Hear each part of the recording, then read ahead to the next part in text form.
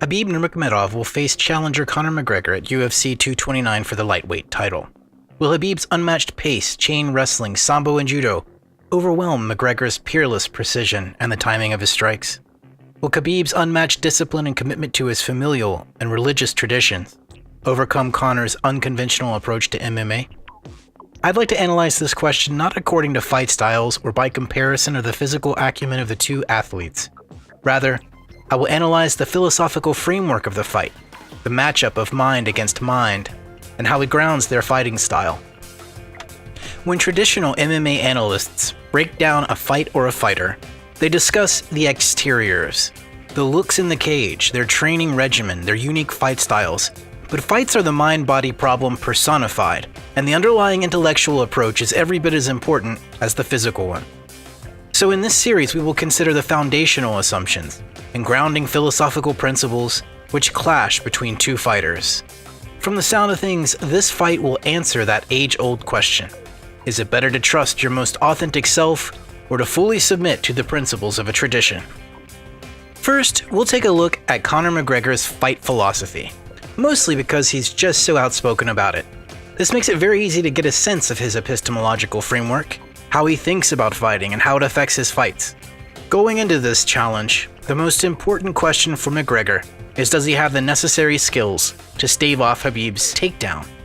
Perhaps by catching him entering or keeping the battle standing. But as an analysis based on the fighter's philosophies, we have to turn to their words.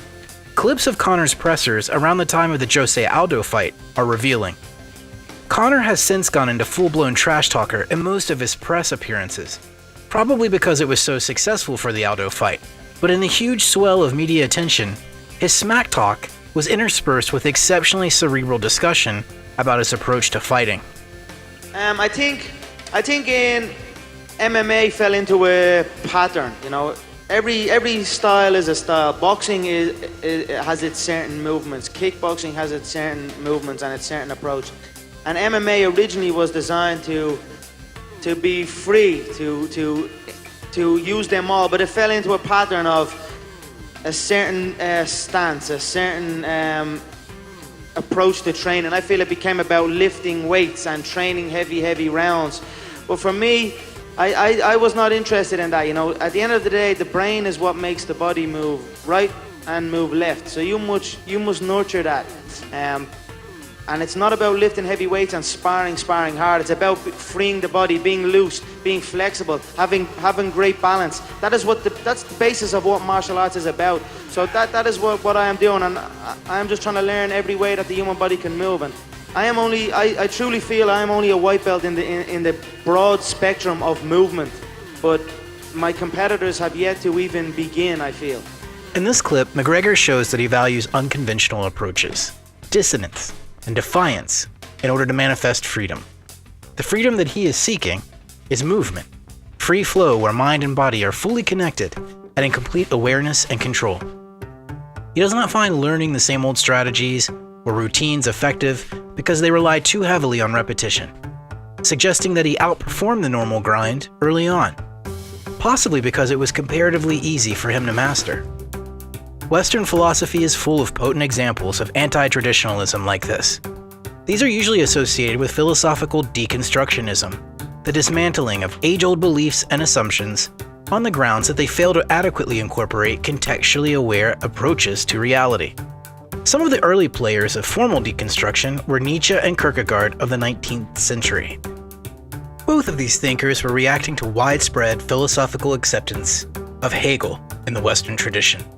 Nietzsche famously argued that to excise oneself from the routine of the tradition, one first has to master it, and after this overcoming, one then faces the meaningless nothingness awaiting in that liberation.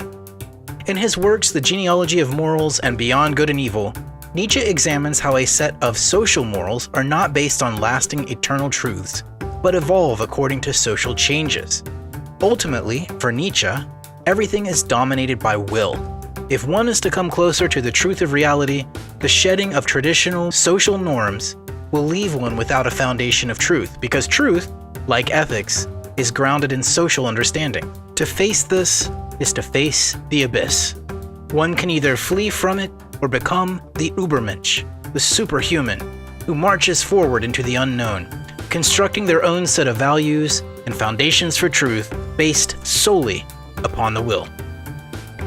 Similarly, Kierkegaard related this process as a leap of faith, in which one must leave the ground of what was known and face the illogical unground of unknown possibilities on the other side.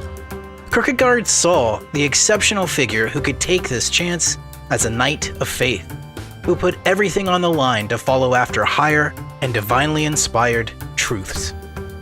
The consequence of this path, like Nietzsche's, is to become unrecognizable and untranslatable to others.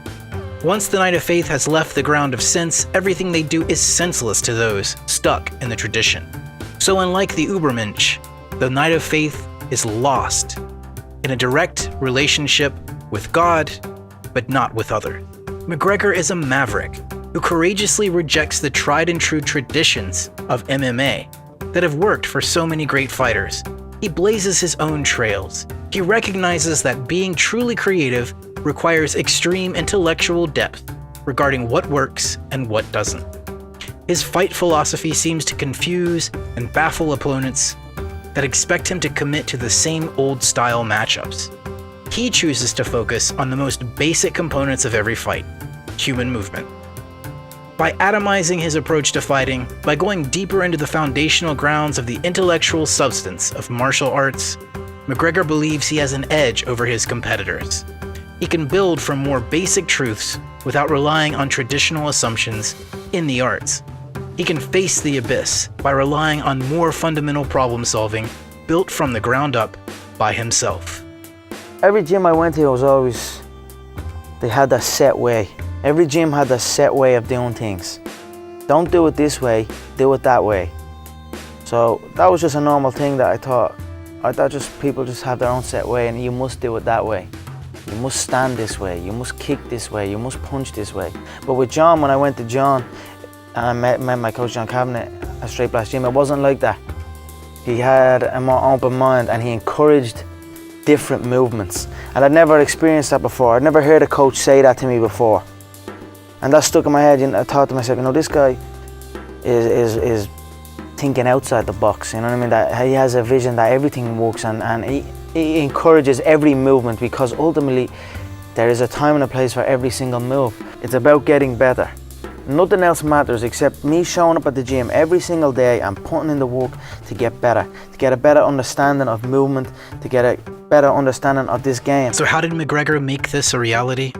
According to him, he found a proper mentor that encouraged his intrepid approach to fighting and allowed him to put his skepticism of traditional MMA to work. Conor's success directly corresponds to putting in daily discipline, always searching for a better way. You've heard this notion before. Fighters draw confidence from how hard they work before the fight. He trusts in his coaches and personal discipline to physically manifest authentic fight philosophy. He faces the abyss of no tradition, no well-worn paths to blaze his own trails every day in the gym.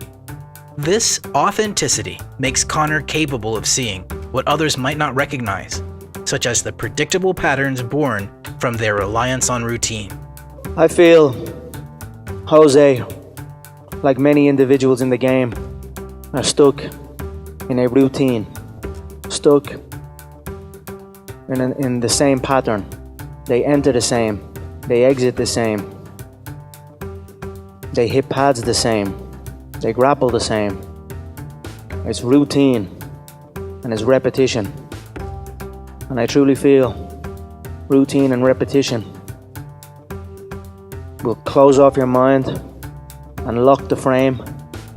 So I just feel he does the same thing over and over. It is predictable. So that's where I feel his weakness, like many other individuals in the game's weakness lie. They are predictable. If you're not yet convinced that McGregor's deconstruction of MMA revealed to him that putting things together in the same old patterns does not give adequate respect to the real components behind striking, grappling, and ring craft, here is yet another clip. It will be done. It's the same way with them all. Like I said, it's too much focus on heavy sparring, too much focus on the grind. Whereas it should be about being free and being loose and flexibility, balance, control, speed. These are the fundamentals of martial arts, and this is what I am working towards, and that's why I feel I am at the next level, or I am on my way to that next level. Here, he reveals that his approach to mixed martial arts gives him an edge over the competition because he grounds training in the basic building blocks of movement so that he could reconfigure them as needed. Competitors do not reach his level because they are already operating with far too much sophistication, refinement, and specialization from out of that tradition. Traditional approaches group too many components together such that precludes true creative freedom. Here, Conor draws his trademark confidence from a humility towards the discipline, but not others. He recognizes the false mastery of his competitors as a problem that he is committed to overcoming. Conor's re-envisioning of fighting is similar to the broad subdiscipline of analytic philosophy. Analytic philosophy began in the 19th and early 20th century works of philosophers like Frege and Russell after him. It distinguished itself from European traditions and what came to be called continental philosophy by concentrating not on grand systematic theories about reality, culture, or humanity as a whole, but rather by concentrating on the basic building blocks of meaning-making itself. The particles of language such as words, propositions, and logical functions. Today, analytic philosophy is very diverse and perhaps overly complex in its own right, but the novel emphasis upon the elements that make philosophy work, the terms and meaning from out of which truths are fashioned, completely revolutionized the discipline, because it often provided special insights into the problems of other traditional approaches and exploited their lack of clarity or proof. Likewise, McGregor's views upon the true basics of movement underlying MMA give him special insights that allow anticipation of his opponent's actions in the cage. In most of his fights so far, this has resulted in an exploitation of any potential weaknesses where the other fighter has not adequately analyzed his own assumptions regarding movement, balance, and the like. In these 4 short clips, we saw how Conor McGregor's philosophical strengths in the cage include acute visionary attunement regarding his opponent's movements and weaknesses through the continual study of the fundamental elements of human motion. Conor may be a true innovator in the sport, but regardless of how freely one wants to move, there are probabilities to take into account regarding successful and unsuccessful choices, and Conor seems to work best with a balance of preparation and confidence. There's also an underlying tension at play. On the one hand, McGregor has demonstrated a deep respect for a lost foundation for the martial arts, and this seems to have emerged from a sincere intellectual humility, namely, that one has to contend with more than just superficial truths in order to fully understand. However, Conor has also developed a famously overwhelming ego when it comes to the business of MMA and when facing his opponents. Is it possible to hold the two positions separate forever? Can he remain humble towards the art while being obnoxiously overconfident publicly towards his opponents, the UFC, and the fans? If he ever did lose sight of his intellectual humility, the result will undoubtedly be the disintegration of his philosophical base, which is earnestly studying the basics of movement. Conor seems genuinely loyal and committed to this pursuit, but success can challenge a person's motivation. Analytic philosophy, however, might be the most apt corollary to Conor's story. It became the dominant field of philosophy due in no small part to the heavy integration of scientific approaches. In the end, analytic philosophers were extremely influential in the rise of computer languages, artificial intelligence, and cognitive science. Their reductive approaches mapped perfectly over the burgeoning digital age. In other words, instrumental rationality, as it's come to be known, has been very capable of serving capitalistic enterprises in the West, but at what cost? For many, instrumental rationality feeds a cycle of consumerism, overconsumption, and ecological disasters due to a failure to ask whether or not something should be done just to prove we can. Likewise, Conor has also been wrapped up in increasing his net worth to the potential detriment of the martial arts industry.